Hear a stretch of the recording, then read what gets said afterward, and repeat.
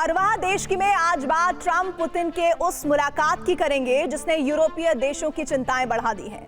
15 अगस्त के दिन पुतिन पूरे लाव लश्कर के साथ अलास्का के एंकरेज शहर पहुंचेंगे, जहां पुतिन और ट्रंप के बीच रूस यूक्रेन जंग में युद्ध विराम को लेकर वार्ता होगी। बाकायदा इसके लिए पुतिन ने अपना ब्लूप्रिंट भी तैयार कर लिया है, जिसमें कई ऐसी शर्तें हैं जिसे लेकर ज़ेलेंस्की राजी नहीं है।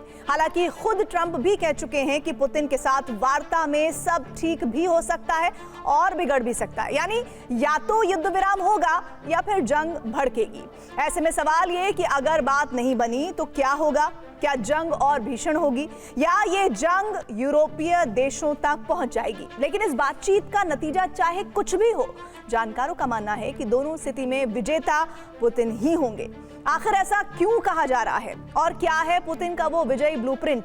आज TV9 भारतवर्ष पर इसकी पूरी इनसाइड स्टोरी आप देखिए।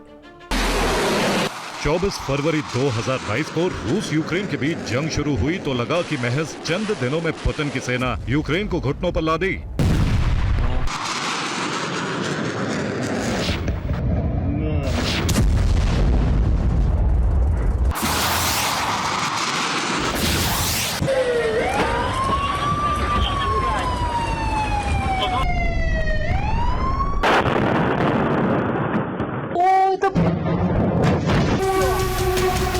लेकिन ज़ेलेंस्की की सेना ने पुतिन के इस मंसूबे पर पानी फेर दिया।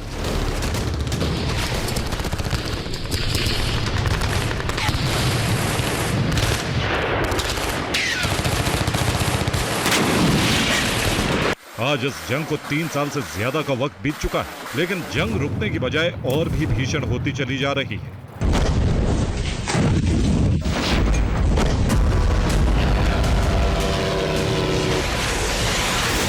पुतिन और ज़ेलेंस्की दोनों ने इसे अपने अहम का सवाल बना लिया। ना तो पुतिन रुकने को तैयार है, ना ही ज़ेलेंस्की झुकने को।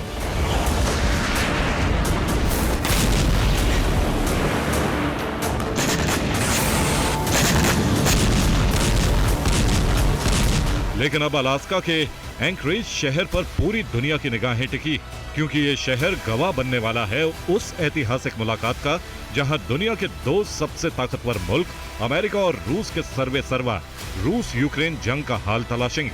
ट्रंप पुतिन एक साथ एक टेबल पर यूक्रेन के नियति का फैसला करेंगे।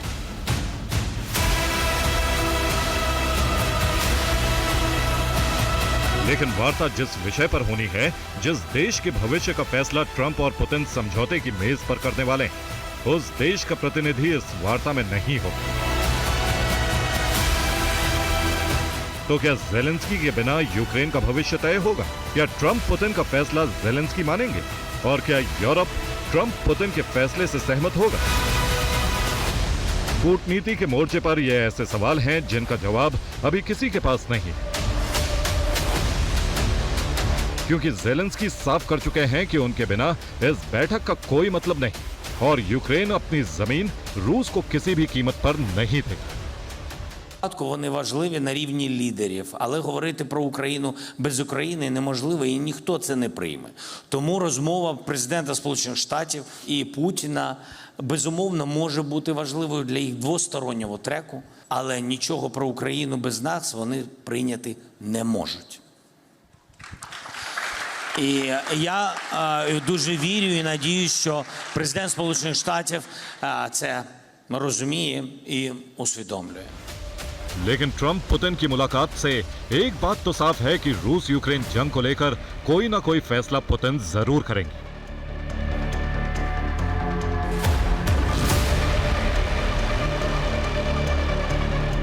उधर अमेरिका ने भी तैयारी कर ली है। अगर ज़ेलेंस्की युद्ध विराम के लिए तैयार नहीं होते हैं तो यूक्रेन की सैन्य सहायता रोक दी जाएगी। अब सिर्फ यूक्रेन के पास दूसरे नाटो देशों से हथियार लेने के अलावा कोई विकल्प नहीं, जबकि नाटो इतना प्रोडक्शन नहीं कर सकता। इसीलिए नाटो को अमेरिका से हथियार खरीदने होंगे।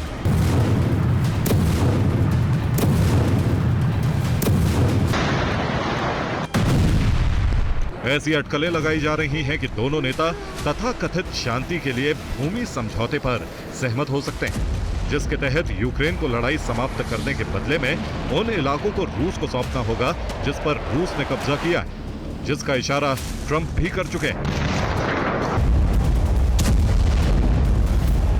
लेकिन ज़ेलेंस्की पहले ही ये साफ कर चुके हैं कि वो किसी भी कीमत पर लैंड स्वैपिंग यानी भूमि समझौते के लिए राजी नहीं होंगे। जो मांगे पुतिन ने रखी हैं वो वहीं का वहीं है और ज़ेलेंस्की उसको मानने के लिए तैयार नहीं है। तो फिर किस मामले में मैं देखूं कि ट्रंप जाकर कुछ कह पाएंगे।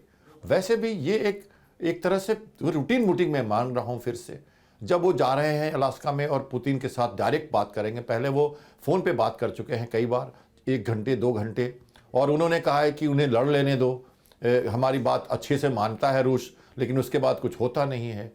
तो अब उनको ये समझना पड़ेगा कि अगर ज़ेलेंस्की नहीं मानते अपनी ज़मीन देने को, ये जो 4 रीजन्स उन्होंने लिए हैं, क्रीमिया जो उनके दिमाग में है लगातार वापस लेने के लिए, और वो मानेगा नहीं रशिया, तो पुतिन क्यों आखिर आगे बढ़ेंगे जब ज़ेलेंस्की रुकने को तैयार ही नहीं है। स्थिति वहीं बनी रहेगी।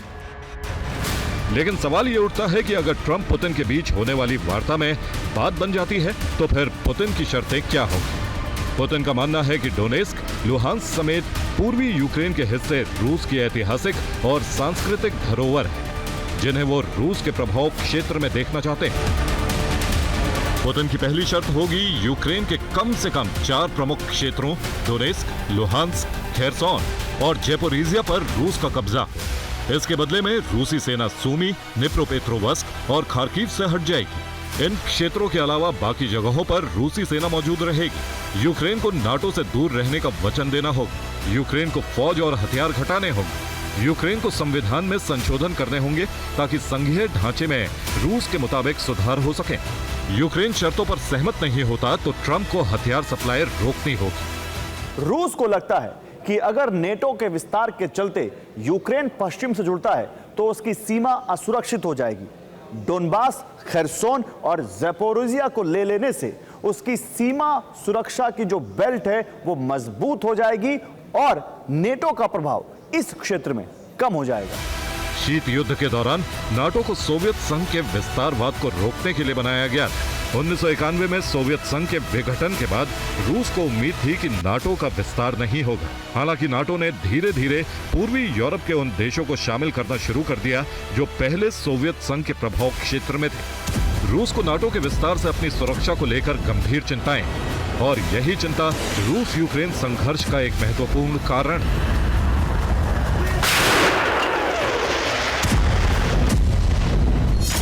लेकिन पुतिन की ये ऐसी शर्तें हैं जिस पर ज़ेलेंस्की राजी होंगे ऐसा नजर नहीं आता। लेकिन अगर ज़ेलेंस्की नहीं माने तो उसका भी प्लान पुतिन ने तैयार कर लिया। यानी अगर बातचीत से हल नहीं निकला तो फिर पुतिन ताकत के दम पर यूक्रेन पर कब्जा करेंगे, जिसके लिए वार्ता से पहले ही पुतिन ने काम भी शुरू कर दिया।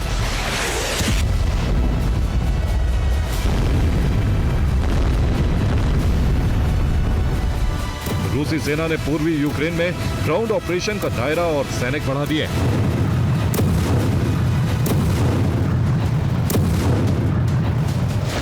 चौबीस घंटे में यूक्रेन के कब्जे वाली कई वर्ग मील जमीन रूस ने जीत ली। पोक्रोवस्क और आसपास के इलाकों की डिफेंस लाइन में रूसी सेना ने सेंध लगा दी। यूक्रेनी कमांडर ने कहा है कि हालात हाथ से निकलते जा रहे हैं। रूसी सेना तेजी से आगे बढ़ रही और अपनी पकड़ मजबूत कर रही। रूसी फौज हर दिन 11 वर्ग किलोमीटर इलाके पर कब्जा कर रही।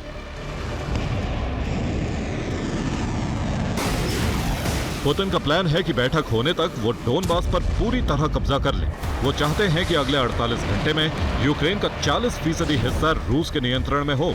इसके लिए 1 लाख अतिरिक्त सैनिकों की तैनाती कर दी गई। सूमी में भी 50,000 अतिरिक्त सैनिक तैनात किए गए।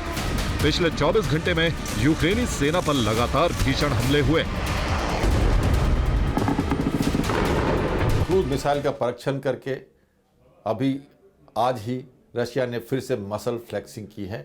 उसे पता है कि मैं अपनी कार्रवाई नहीं रोकूंगा, और वो जो बात कह रहे हैं आप, ज़ेलेंस्की मानेंगे नहीं उनको, लैंड वो देंगे नहीं उनको वापस, तो ऑब्वियसली मिलिट्री कार्रवाई चलती रहेगी, और इसी कारण से उसने अपनी मसल फ्लेक्सिंग करी है। ज़ेलेंस्की का जो रुख है वो जिस तरह से अड़े है, उससे साफ है कि पुतिन और ट्रंप के बीच अलास्का में जो बातचीत होने जा रही है उसका कोई परिणाम नहीं निकलेगा। अगर निकलेगा भी तो यूक्रेन उसे मानेगा नहीं। ऐसे में अगर अलास्का वार्ता फेल हो गई, अगर ज़ेलेंस्की ट्रंप और पुतिन के सामने नहीं झुके, तो इसका बहुत ही भयावह परिणाम होगा। Bureau report, TV9 भारतवंश।